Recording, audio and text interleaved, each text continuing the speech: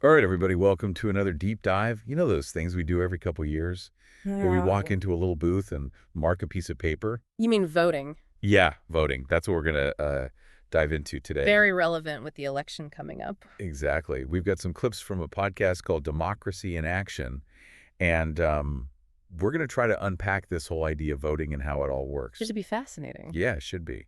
And I think it's really important to, think about this stuff because it affects all of us. It really does. Even one vote can make a difference. Right. But how? Like, how does that actually work? What's the connection between me marking a ballot and, actual decisions being made? Well, it all goes back to the idea of democracy itself. Oh, right. Like ancient Greece and all that. Exactly.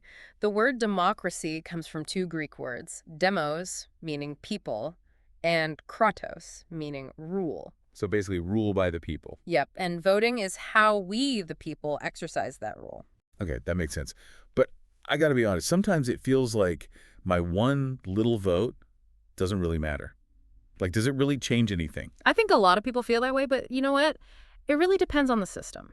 System, what do you mean? Well, there are different types of democracies. The way your vote translates into actual power can vary a lot depending on whether you live in a parliamentary system or a presidential system. Okay, I've heard of those terms, but I'm not sure I totally get the difference. Can you kind of explain it like I'm five? Sure. So, in a parliamentary system, like they have in the UK, Canada, or Australia, citizens aren't voting directly for the leader of the country. Really? Yeah, they're voting for someone to represent their local area in parliament. Whichever party wins the most seats in parliament gets to form the government.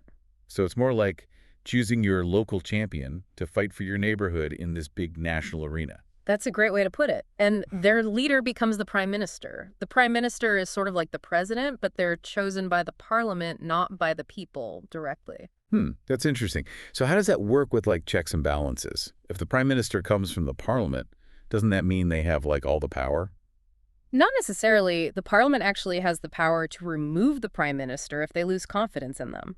Oh, wow. So things can change pretty quickly in those systems. Exactly. It's a very dynamic system. Yeah. Now, in a presidential system, like here in the US, things are a bit different. Yeah. Also, Well, in a presidential system, we vote separately for our president and for our representatives in Congress. so two separate votes. Right. And there's this clear division of power between the executive branch, headed by the president, and the legislative branch, which is Congress. It's all about that whole separation of powers thing, keeping everything balanced. Exactly. But even if we're all voting, how do they actually count those votes and decide who wins? It's not as simple as just, adding them all up, right? Yeah, I was just thinking that there's got to be some kind of system. You're absolutely right. And those systems are called electoral systems. Electoral systems. Yep. And they can have a huge impact on how well your vote is actually represented. Basically, it's the way we translate votes into seats in government. Okay, now this is where it gets interesting. Tell me more about these electoral systems. All right, so one of the most common systems is called First Past the Post, or FPTP for short. First past the post. What's that? It's actually pretty simple. Think of it like a horse race. The candidate who gets the most votes in a district wins. Even if they don't have a majority. Yep, winner takes all. It's used in a lot of countries, including the US and the UK. Sounds simple enough. But I bet there are some downsides. You bet there are. One big issue with FPTP is that it can create a situation where a party wins a lot of votes overall, but they don't actually get that many seats in parliament. So even if a lot of people support a certain party, they might not actually get much representation in the government. Exactly. And that can be really frustrating for voters. It can even lead to something called strategic voting. Strategic voting, what's that? It's when people vote for a candidate they don't even really like, just because they want to prevent someone else from winning. Oh, so it's like choosing the lesser of two evils. Exactly. And that happens a lot in systems like FPTP. But don't worry, there are other systems out there. Oh, good. Like what? Well, another common one is proportional representation, or PR. PR, like public relations. Nope, this is different.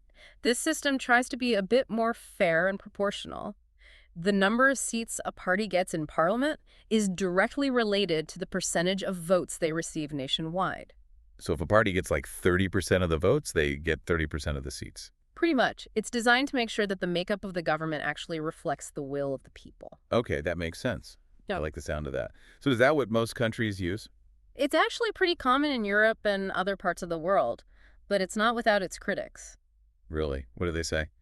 Well, some people argue that PR can lead to more coalition governments. Coalition governments. Yeah, that's when multiple parties have to team up to form a government because no single party has a majority. And sometimes those coalitions can be a bit unstable. Ah, I see. So it's like a trade-off, trying to balance fairness with effectiveness. Exactly.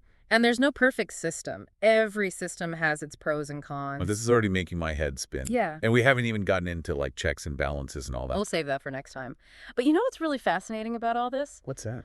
Just how much thought and design has gone into these different voting systems. It's really a testament to how important this whole idea of democracy is. Yeah, it really is. Yeah. And it makes you realize that it's not just about showing up and marking a ballot. There's a whole lot more to it. Exactly. And understanding those systems is the first step to making sure your vote really counts. All right, listeners, we've covered a lot of ground today, but we're just getting started. Stay tuned for part 2 of our deep dive, where we'll explore how voting actually translates into changes in policy and social progress. Welcome back, everyone. So last time we were talking about all those different voting systems. Yeah, all those different ways to count votes. Right. Like, who knew it was so complicated? It really is fascinating, isn't it? It is. But now I kind of want to move beyond like the mechanics of it all and talk about like the actual impact of voting. Yeah, like, does it actually make a difference? Exactly. Like, does my vote actually translate into changes in policy or help create like social progress? That's the million-dollar question, isn't it? And it's something that Democracy in Action really dives into. So what do they say? Well, they make this really interesting point that voting isn't just about choosing individuals for office. Right. It's about their policies too. Exactly. It's about endorsing their platforms and the policies they represent. So when we vote, we're not just picking a person. We're picking a set of ideas. Exactly. We're signaling our preferences for the direction we want society to take. It's like we're placing our bets on the future. That's a great way to put it. And you know those signals, they get amplified when they're aggregated across a population. Right. So it's like our individual voices joined together to create this collective chorus. Exactly. And that chorus can shape the legislative agenda, influence how resources are allocated, and ultimately drive real change. Okay, so let's say there's this like really important issue that a lot of people care about. Like affordable health care. Yeah, perfect example. How does voting actually lead to like concrete action on that issue? Well, in a democracy, candidates often campaign on platforms that address those key issues. So they basically say, hey, vote for me and I'll make this happen. Right. They propose solutions, outline their priorities, and make promises to voters. If they get elected, they're supposed to like keep those promises right. In theory, yes. They have a mandate from the people to pursue policies that reflect the will of those who elected them. Okay, but let's be real for a second. We all know politics is messy, right? Yeah. Tell me about it. There are all these like competing interests and lobbyists and things always seem to get bogged down. Definitely. There are lots of factors that can complicate the process. So it's not as simple as just like voting for the person who promises what you want and then boom, it happens. Unfortunately, no. But even though it's not a perfect system, voting still gives citizens a powerful way to influence the direction of their society. It's about making your voice heard Oh, and adding your weight to the issues you care about. exactly. And remember, voting isn't a one-time event. It's a constant thing. Exactly. It's an ongoing process that requires engagement and vigilance from all of us. So we can't just like vote and then check out. Nope. We need to hold our elected officials accountable, speak up about the issues that matter to us, and participate in the ongoing dialogue that shapes our democracy. It's like a muscle. If you don't use it, you lose it. Exactly. Yeah. An informed and engaged citizenry is essential for a healthy democracy. Because if we're not paying attention, who's going to make sure things are running the way they should be? Right. It creates a vacuum that can be filled by special interest groups or those seeking to manipulate the system for their own gain. Okay, so we've talked about how voting can influence policy, but what about like social change? Can you give me some Oh. examples of how voting has been used as a tool for progress? Absolutely. Think about the civil rights movement in the United States. Oh, yeah, of course. The right to vote was a cornerstone of that struggle. And achieving it paved the way for greater equality and justice. Exactly. The Voting Rights Act of 1965 was a huge victory.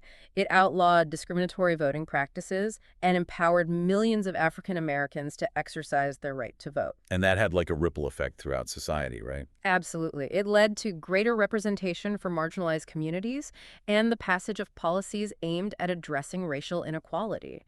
It's a powerful example of how voting can be a catalyst for social transformation. information. Wow, it's like one push can set off a chain reaction that changes everything. Exactly. But it's important to remember that those changes didn't happen overnight. It took a lot of work. Years of activism protests and legal battles. Right, voting was a crucial tool, but it was part of a much larger movement for change. Exactly. And that's something to keep in mind today. We can't just rely on voting alone. We need to be actively engaged in pushing for the changes we want to see. So it's not just about checking a box on a ballot, it's about being part of something bigger. Exactly. And that fight for social change continues today. In so many ways. Think about the fight for LGBTQ plus rights, the push for environmental protection, the movements for criminal justice reform. Voting has been a key lever for advancing progress in all of those areas. Like we're all adding our own little brushstrokes to this giant mural of progress. I love that. It really captures the idea that collective action powered by individual votes can create a more beautiful and just society. But you know, it's easy to take our right to vote for granted. It really is. Especially here in the U.S., we sometimes forget that there are many places around the world where people are still fighting for that.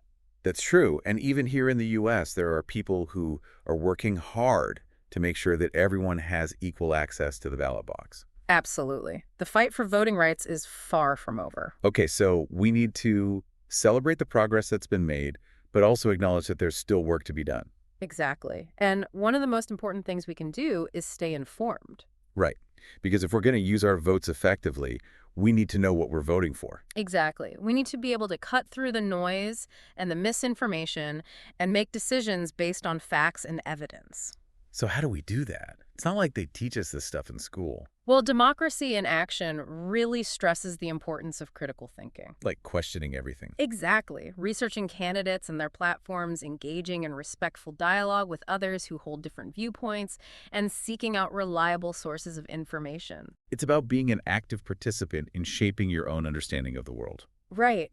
And it's incredibly empowering. You have the ability to make decisions based on facts, not just blindly following the crowd. Okay, so informed voting check. Mm-hmm. But I have a feeling there's more to it than that. There is. In our next segment, we're going to dive into some of the challenges to voting rights. Like all the things that make it harder for people to actually vote. Exactly. Get ready to explore the ongoing fight for voting rights, both here in the U.S. and around the world.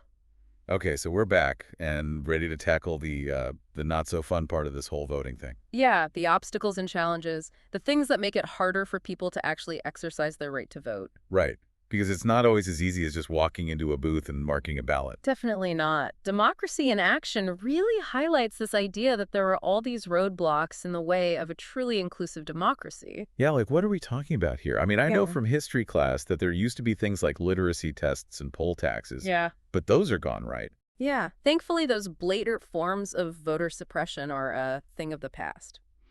But you know what they say? History doesn't repeat itself, but it often rhymes. Oh, I like that. So yeah, while those specific tactics might be gone, the underlying goal of limiting the voting power of certain groups, it's still there. It's like they just found new ways to play the same old game. Exactly. And sometimes these new ways are even more subtle and insidious. So give me some examples. What are some of the things people are facing today? Well, one big one is voter ID laws. Oh, yeah, I've heard about those. Now, on the surface, they seem like a good idea, right? Make sure everyone who's voting is who they say they are. But critics argue that these laws disproportionately affect certain groups. Like who? Well, think about it. Who's less likely to have a driver's license or a passport? People who can't afford cars or to travel. Exactly. Low-income voters, people of color, the elderly, they're the ones who often lack the required documentation. So even if the law isn't intentionally discriminatory, the impact is still the same. Exactly. And it creates this barrier for certain voters that others don't have to face. It's like they're being told, hey, you have the right to vote, but we're going to make it as hard as possible for you to actually do it. It's really frustrating. And voter ID laws are just one example. There's more. Oh, yeah. Things like limiting access to polling places, reducing early voting periods, cutting back on voter registration drives. All of these things can have a disproportionate impact on certain communities. It's like creating all these little obstacles that make it harder to reach the finish line. Exactly. And then there's gerrymandering. Oh, yeah, gerrymandering. Yeah. I know that word, but I'm not sure I actually know what it means. Okay, imagine you're drawing the lines on a soccer field, right? All right, I'm imagining it. But instead of making it a fair game, You purposely draw the line so that one team has a huge advantage. Like maybe they get to play on mostly downhill while the other team has to constantly run uphill. That sounds totally unfair. Exactly, and that's basically what gerrymandering does. It's the manipulation of electoral district boundaries to favor one party or group over another. So they're basically rigging the game before it even starts. That's a good way to put it. By drawing the lines in a certain way, politicians can dilute the voting power of certain communities and basically guarantee that their party stays in power. Man, this is making me lose faith in the whole system. I know it can be discouraging. But the good news is that there are people fighting back. The podcast highlights all the amazing work being done by advocacy groups, legal challenges, and legislative reforms aimed at protecting voting rights. So it's like a constant battle. In a way, yeah. It's this ongoing struggle between those who are trying to restrict access to the ballot box and those who are fighting to make it more inclusive and equitable. And who's winning? Honestly, it depends on who shows up. If people get complacent or disengaged, it's easy for those restrictive forces to gain ground. But when citizens are actively involved, demanding change, and holding their elected officials accountable, that's when progress happens. So what can we do? Yeah. How can we actually make a difference? Well, there are lots of ways to get involved. Support organizations that are working to protect voting rights. Contact your elected officials and let them know that this is an issue you care about. Educate yourself and others about the challenges to voting rights and the importance of a truly inclusive democracy. It sounds like it all comes back to that idea of being an active and informed citizen. Exactly, because our democracy depends on it. Well, I think we've covered just about everything, haven't we? We talked about how voting works, the different systems, the challenges, the impact it all has. I feel like I've learned so much. Me too. It's been a really fascinating journey. And it's made me realize just how important it is to not take our right to vote for granted. Absolutely. It's a privilege and a responsibility, and it's something we need to fight to protect and expand for everyone. All right, deep divers, that wraps up our exploration of the power of voting. We hope you've enjoyed the journey as much as we have. And we hope you'll join us in making sure that every voice is heard, every vote counts, and our democracy continues to evolve towards a more just and equitable future.